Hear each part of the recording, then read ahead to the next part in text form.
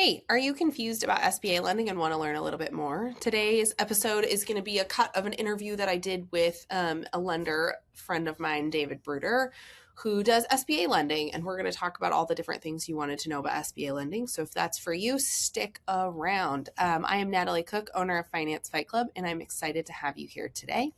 An SBA 7A loan is a direct loan from the bank, and the SBA uses the banks to manage all the loans, so the SBA doesn't have to do it. And there's some other loans we'll talk about here in a little bit that is direct from the SBA that they manage, and we'll bring those up later.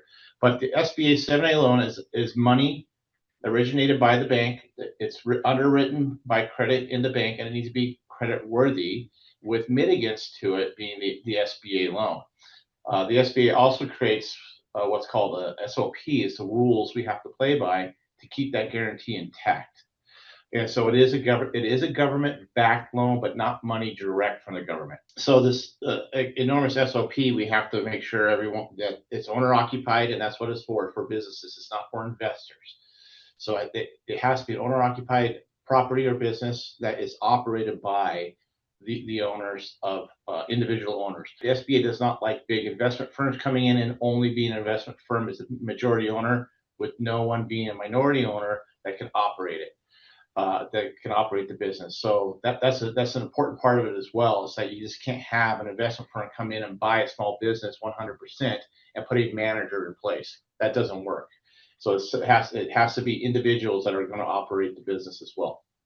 Okay, that's super helpful. And then can you tell me a little bit about Northwest Bank specifically? Northwest Bank's a commercial bank. It's not a retail bank. So we focus on the bigger commercial deals and direct to business owners.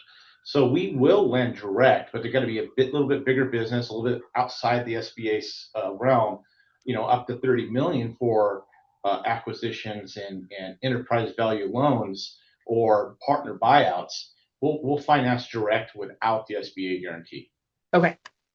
That's the difference. A little bit bigger, but the LTV is still going to be at 60%. We're not going to do it. That's the thing with SBA loan. We'll do a little bit larger loan to value, what the acquisition cost is, up to 90%.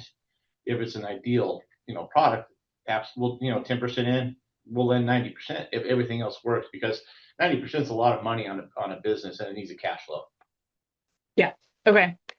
Okay. So we talked about 7A. Can you tell me about 504? Mm-hmm. So here's the difference with the 504, and it's pretty common, okay? And a lot of people don't understand that a 504 loan is still an SBA guaranteed loan, but we have to work with what's called a community development center. There are nonprofits that are in each state, chartered in each state, that a bank has to work with. And so in essence, a 504 loan is two separate loans. One loan is originated by the CDC at 40%, while the bank does the other 50%. And it's and a 504 is also restricted to real estate only. It has to be a real estate transaction or a heavy yellow piece of equipment that's non-titleable. So it can't be, it needs to be, you can't get a title on it. You need to have a serial number. So it's got to be a heavy piece of equipment. Can also be a 504 loan to get up to that 90% LTV. If it is titleable, then it needs to go 7A, like a truck. Got it. Okay. Yeah. Okay. Yeah. Okay. So, and really quick, the difference on the 504 is that 50% is the bank's responsibility, and if there is a default, the bank's responsibility is only that 50%. The SBA takes a hit on the other. So that's the other stimulation, that if there ever is a liquidation event, that 40% portion is basically lost. When we liquidate, we pay our 50% off first. Okay. That's good. That's good to know. That's insightful. What about collateral? So one thing especially with opening a new business, how are you finding the collateral for certain types of business loans? Well, okay. So a business is going to, every business acquisition will be short collateral in the business itself, if it's an acquisition, because you're buying a couple of years worth of earnings when you buy a business in advance, out 4 years, 5 years, whatever that ratio, the multiplier is at the of EBITDA. So, and that multiplier, rarely is there enough assets in a business to cover that purchase, and I have to discount it. So FF&E and equipment I have to discount to 50%. But receivables and inventory, I discount 90%, all the way down to 10 for SBA underwriting to count that as collateral. So that's our shortfall. So if I have to discount all that down and then have all this blue sky, I need to go look at secondary sources of collateral, and we're required to do this. And we have to go after real estate owned by the individuals that are buying the business. And we have to take junior positions on the equity that's there, discounted, 15% to 85% loan to value, if that makes sense. Yeah. Okay. So when I'm trying to explain it to a client, I'm usually saying, do you own property and are you able to put it up as collateral? Yep. I got a question, I don't know, sometime last year, which could they use their car as collateral because they didn't own a property, but they owned a $250,000 vehicle. Have you ever done I have never encountered that, and that would be interesting. Yeah. I haven't done that. If someone want to put up their title for $250,000, I don't think my credit would look at that as a thing, because I doubt it. I just haven't encountered that before. Do you find most people it's their primary residence, or do they also own commercial property and they're utilizing commercial property? Yeah, so it's all of it. So, but there's some restrictions there that if you own a commercial property with partners, well, we can't necessarily leave the property because the partners won't go along with it. So it's only individually owned properties by you and arm's reach family that we can take. Interesting. Yes. So most SBA loans then are backed by individual property assets. Yeah, we have to take it. So if there is a delta there that's uncovered, the SBA says you must lien their property. Interesting. Okay. Yeah. Okay, so we're going to talk about eligibility of a loan. How do we determine eligibility for a 7A acquisition loan? Well, there's two parts to it. If it's going to be an acquisition, it's the subject business itself needs to be looked at. That's a big part of it. And then there is our buyer. And if it's going to be multiple buyers or one, we really got to drill down that particular individual first. And that's why you should have a bank look at them and look at their balance sheet. They need to have a balance sheet ready to go. And on that balance sheet, we want to see all the real estate they have. With that balance sheet, we want to see a resume. And this is kind of a package you're going to want to put together anyhow, because you're probably going to be dealing with business brokers, and they're going to want to see that to bring qualified buyers to their sellers. And so typically what I do is if I run into a buyer like I want to buy a business, I'll look at him and help get him packaged up so he can be qualified to purchase the business. And what makes a qualified buyer? Well, the banks really want to see people that have industry experience first. That's kind of the leading thing. And if not, then we got to get creative on the business, the subject business being purchased, and how we can massage that, make it to where you can overlap your skills or get the seller to give you time to learn what needs to happen within the industry and what it is. And it really depends on the industry that's being purchased. If it's like a retail setup, or it's inventory, widget sales of inventory that's retail, that's not a high experience need thing. But if you're doing manufacturing and exporting, then these are all skills that a bank will want to see you have before you go in and buy that business. And then so the individual itself, we're going to look at all that secondary sources of collateral. That's really going to make it a higher chance of getting approved and using less of their cash to pay down the loan to a more favorable loan to value without the collateral. So that's what, if there's not much collateral, we look at loan lending maybe 70%, where you've got to go find 30% to make up that difference because there's not enough collateral. Now, there is what's called the secondary source of funding test that the SBA makes you do.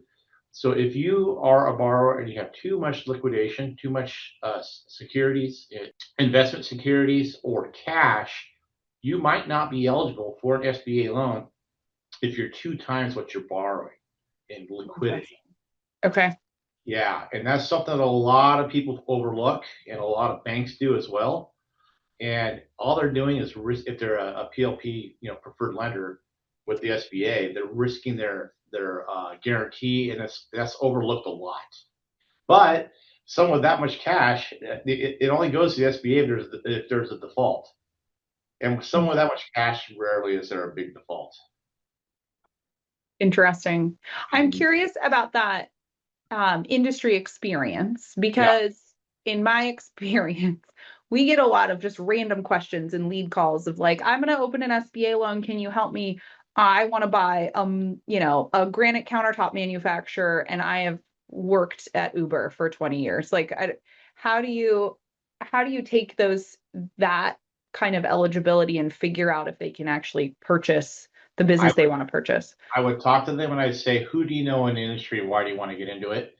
And if they say, oh, I know someone that's mentoring me, then it's like, can they be part owner Ah, okay. So that's and give a them a workaround. minority stake in it in Okay. exchange for being on their board or whatever to guide them and lead them through it?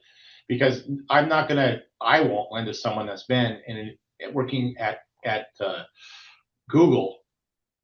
They raise all this money and they want to go buy a designing firm or whatever for home design. That's you got to prove to me that you can do home design. Yeah. Okay. That's really helpful. What about like 504 or real commercial real estate SBA?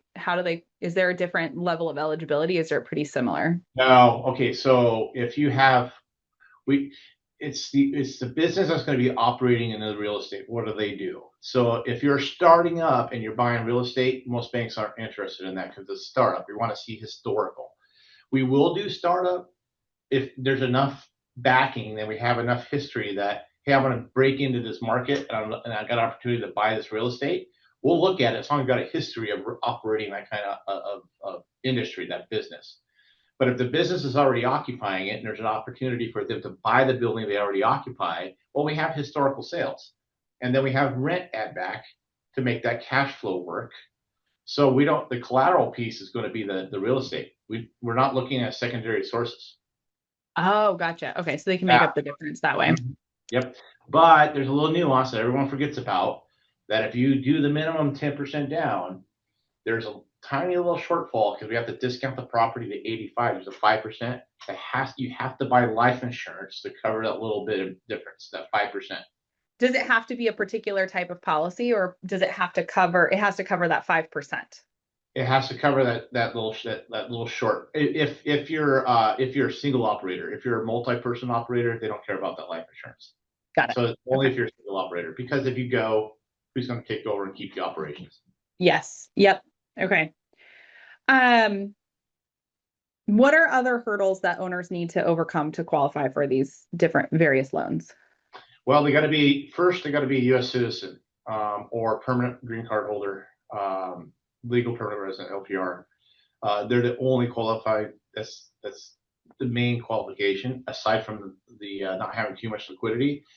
And you need to not have a criminal record or currently in uh, uh, any kind of a lawsuit that's pending.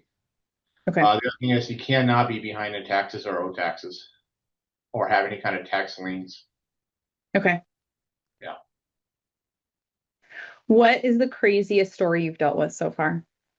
Okay, so there's one I always tell, and it absolutely is divorces between spouses that are owners of businesses. The divorce lawyers have a decree. All right, you get half when you sell it. Well, they're divorce lawyers, and they need to put together a buy-sell agreement as soon as they write up that divorce decree. It needs to be done and put in writing. I had one where the daughter was a 1% owner. She thought she was a succession plan. Both parents, when they got divorced, said she is not the one to take over this business. Instead, they sold it to the general manager at a 1% owner because they did not have a buy sell when they divorced.